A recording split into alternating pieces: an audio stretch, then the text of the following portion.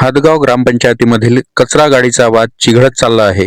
गावातील कचरा गाडी सध्या निष्क्रिय अवस्थेत असून स्वच्छतेचा प्रश्न गंभीर बनला आहे. सरपंचांनी माध्यमांना सांगितले की कचरा गाडी चालवण्याचा टेंडर महिला बचत गटांना दिलेला आहे. मात्र महिला बचत गटांनी हा दावा फेटाळला असून आम्हाला कोणताही टेंडर देण्यात आलेला नाही, आमच्यावर भ्रष्टाचाराचे खापर फोडले जात आहे असा आरोप केला आहे. आमच्या गावात कचरा गाड्या 2 आहे. 2 गाड्या म्हणजे 1 वर्षापासून आहे आणि ही गाडी एक आता आलेली आहे. जेव्हापासून हे पत्रकार येणं वगैरे चालू झालं तेव्हापासून एक ही गाडी येऊन राहिली. एक ही गाडी आणली आता, त्या दिवशी टोचन मारून सुरू झाली. किती वाजता आणली होती गाडी? संध्याकाळची. तुम्ही बघितलेलं आहे? हो. कशाला टोचन मारून आणलेली आहे गाडी? ट्रॅक्टरला.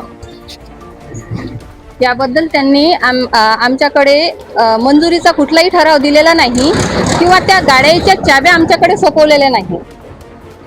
या दरम्यानात जर त्या गाड्याला काही नुकसान झालं तर त्याची भरपाई कोण, याचं उत्तर आम्हाला ग्रामपंचायत मार्फत सरपंच आणि ग्रामसेवकांनी द्यायला हवं. आम्हाला कोणतीही मंजुरात प्रत दिलेली नाही आहे ग्रामपंचायतनी, किंवा चाव्या सुद्धा आमच्याकडे दिलेल्या नाहीये. ठराव दिला होता आम्ही, पण आम्हाला त्यांनी काहीच दिलेलं नाहीये. परंतु आम्हाला सभागृहाची सुद्धा चावी दिली नाही त्याने. तर हा ठराव कधी दिला आम्हाला? आम्हाला एकही मंजूर केलेला नाही आहे. त्यांचं म्हणणं आहे की तुम्हाला तो ठराव दिलेला आहे. नाही, आम्हाला दिलाच नाही सर. दिल्या तर मग चाव्या दिल्या नाही ना आम्हाला.